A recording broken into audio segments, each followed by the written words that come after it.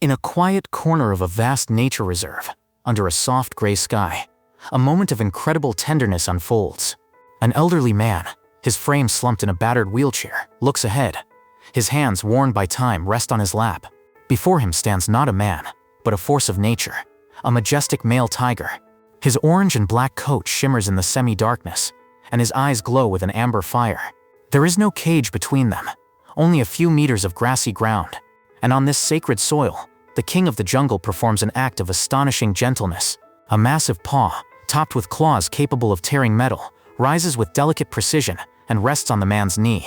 The air is filled with emotion that words cannot convey. It is a scene that defies logic, a silent conversation between two creatures from different worlds. Who is this man? And what is his connection to this fearsome predator? This is not a chance encounter or a trained trick. This is the culmination of a story that has lain dormant for 3 decades. The story of a single heroic choice, a profound sacrifice, and a bond that memory has refused to let go. To understand the weight of that gentle paw, to feel the story hidden in that quiet gaze, we need to go back in time, back 30 years, to that fateful day that ruined one life, saved another, and created a bond that time itself could not break. Young, full of strength, with legs strong enough to carry him for kilometers through the dense Indian jungle, he lived and breathed the wild. He was not just a gamekeeper, he was a guardian. His face was sunburned, his eyes sharp, used to noticing the rustle of leaves in a thick vine, or the distant glint of an eye in the shadows of a tree. His life was a rhythm of patrols, of tracking, of listening to the ancient pulse of the earth. He felt a deep connection with the creatures he guarded, a silent understanding that this was his purpose in life. One sultry afternoon, while on a routine patrol near a series of rocky cliffs, a sound caught his attention. It was faint, a high-pitched squeak of despair, almost drowned out by the rustle of the wind in the treetops. He followed the sound to the edge of a narrow, deep ravine. There, crouched on a precarious ledge just below the edge, was a tiny tiger cub. It couldn't have been more than a few weeks old. It was alone, shaking, its cries weak and desperate. No sign of its mother. Victor knew the cruel calculations of the wild. A lone tiger cub is a death sentence, easy prey for jackals or a victim of starvation. His heart sank with pity for the little creature. Without thinking, his training took over. He assessed the unstable edge of the cliff, the crumbling sandstone, a clear danger. But leaving the cub was not an option. He lay on his stomach, slowly crawling forward, his hand outstretched. The cub, seeing him, squeaked again, a mixture of fear and desperate pleading. "Quiet, baby," Victor whispered, his fingers barely touching the soft fur. "Got it." He began to pull the small, warm body towards him. But at that moment, the ground let out a sickening groan. The fragile ledge on which he lay cracked. In a split second, purely on instinct, Victor used his last moments of stability to throw the cub away from the edge, sending him tumbling onto the hard ground a few meters away. There was no escape for him. The world dissolved in a chaotic roar of falling rocks and earth. The ground gave way beneath him, and he fell into the darkness of the gorge. The last thing he remembered was the unbearable crushing weight on his legs, pain so absolute that it took his breath away, and then silence. He was found hours later by other patrolmen, barely alive, his body broken. The tiger cub was safe, but Viktor Sokolov would never walk again. His career was over. His life in the jungle was over. He returned home, quietly retiring to a world limited by 4 walls and a silent companion, a wheelchair. His heroic act, a secret sacrifice, known only to a few. For 30 years, history fell silent. 30 years is a long time. Long enough for vivid memories to fade into pale watercolors. For a life of adventure to seem like a story lived by someone else. For Viktor Sokolov, now 68, these 3 decades have passed in a quiet, unpretentious rhythm. His world is a small house, a garden and memories that he rarely talks about. The Indian sun was a distant ghost, the tiger's roar a sound he heard only in his dreams. He had come to terms with his new life, but a part of him remained on that dusty cliff, forever tied to the choice he had made. Then one Tuesday morning, the phone rang. It was a name he hadn't heard in years, a former colleague. His voice was aged but instantly recognizable. After a few minutes of pleasantries, the man's tone turned serious. "Victor," he said, "I'm calling about something strange. Remember that day, the rock slide?" Victor's heart sank. Of course. "The tiger cub," the voice on the other end continued. "The one you saved. He survived, Victor. We took him in. He's still here at the reserve." A pause. "And he's magnificent. But there's something else. He's acting unusual. He is always incredibly calm with the rangers. Never aggressive. It has puzzled everyone for years. We have a theory, and I had to call you." The news hit Victor like lightning, alive after all this time. A flood of emotions washed over him. Shock, joy, and a deep trembling hope. But it was intertwined with a deep fear. What if the tiger did not remember? He would be just a strange man in a metal chair. Hope was too fragile, too precious to risk being destroyed. He found himself researching late into the night. Can an animal truly remember a single act of kindness from its childhood across a gap of 30 years? The scientific community offers theories, but little certainty. They talk about associative memory, where a smell or a sound can trigger a powerful memory. Studies show that elephants recognize caretakers after 20 years, and even cats respond to the voices of owners long gone. But a tiger is a creature of instinct and raw power? Can an emotional imprint formed in a moment of terror and rescue really last a lifetime?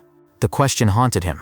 A friend's description of the tiger's inexplicable calm was a puzzle piece he felt compelled to assemble. It was a faint echo from the past, a whisper suggesting that his prey had not been forgotten.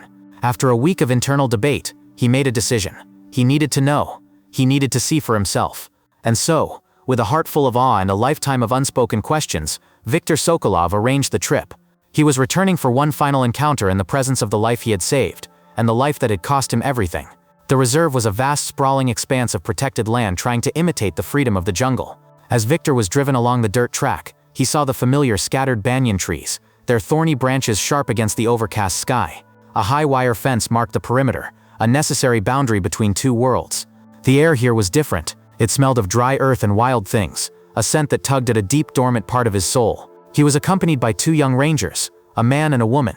Their faces were a mixture of professional calm and palpable curiosity. They knew his story, and tension was a quiet third passenger on their journey. They stopped at the edge of a large grassy enclosure. "He's here," the male gamekeeper said quietly. "We'll give him space."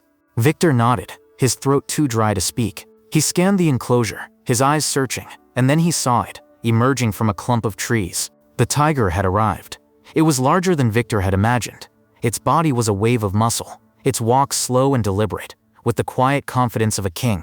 Its magnificent orange coat with black stripes framed its face, and it paused, scanning its territory with intelligent amber eyes. Its gaze slid over the gamekeepers first, lingering for a moment. Then its eyes moved and found Viktor. They met. In that moment, the world seemed to disappear. There was no fence, no wheelchair, no 30 years of silence. There was only the man and the tiger. The tiger began to approach them. It was not an attack. It was a slow, deliberate approach. The female ranger instinctively took a half step back, her hand hovering at her hip. The male ranger stood still, but Viktor could see the hard line of his shoulders. Every instinct in their bodies screamed danger. The apex predator was approaching, but Viktor felt no fear. He only watched, his heart pounding a deafening rhythm in his chest. The tiger stopped just a few meters from the wheelchair. It stood there for a long time, its gaze never leaving Viktor's face, as if it were searching through the fog of years, the wrinkles on the man's face, for a memory. Then, with a grace that seemed impossible for such a powerful creature, it did something that made the whole world stop.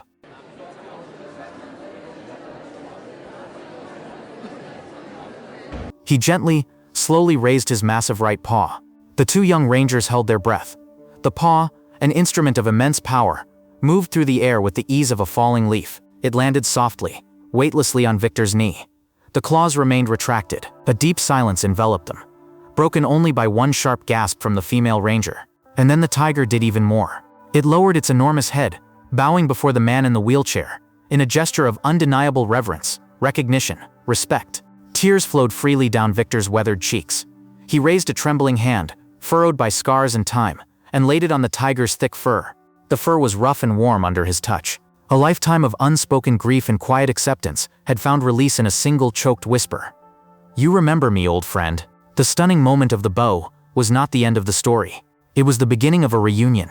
When the initial shock had subsided, giving way to a deep sense of peace, the tiger did not move away. As the rangers, their own eyes wet with tears, began to carefully roll Viktor's chair down the trail, the tiger simply stood and followed. It walked beside him, its stride matching the slow pace of the wheels, a silent, majestic guardian. It never jostled, never demanded attention, but its presence was a constant, reassuring weight. At one point, when Viktor paused to simply soak up the view of the open space, the tiger lay down in the grass next to his chair. He lowered his massive head onto the rubber of the wheel, closing his eyes with a soft sigh, as contented as a house cat sleeping by a warm fire. The young male ranger, a man trained in the hard science and hard realities of wildlife management, shook his head in disbelief. He approached Viktor, his voice thick with emotion. I've worked with animals all my life, he admitted quietly. I've heard stories like this. I always thought they were just stories. I never really believed it until that moment. The encounter was documented on a staff member's phone, filmed quietly, respectfully. In the weeks that followed, the footage was shared around the world, touching the hearts of millions. But Victor wasn't interested in fame or viral attention. For him, the experience was deeply personal. It was the closing of a circle, the healing of a 30-year-old wound. It wasn't just that the tiger remembered him. It was the profound sense that his sacrifice, the act that had cost him his mobility and defined the rest of his life, was acknowledged. It mattered. It was a debt paid both ways. He gave the tiger life, and now, with his tender, undeniable confession, the tiger gave him back a piece of its own soul. This story is a powerful testament to a language that requires no words, the language of kindness. It is a stunning reminder that a single selfless act can echo through time, creating a bond that no species or circumstance can break. In a world full of sound and fury, it proves that sometimes the quietest acts of love and sacrifice roar the loudest. This story reminds us that heroes come in all shapes and sizes, and the most powerful connections are often invisible.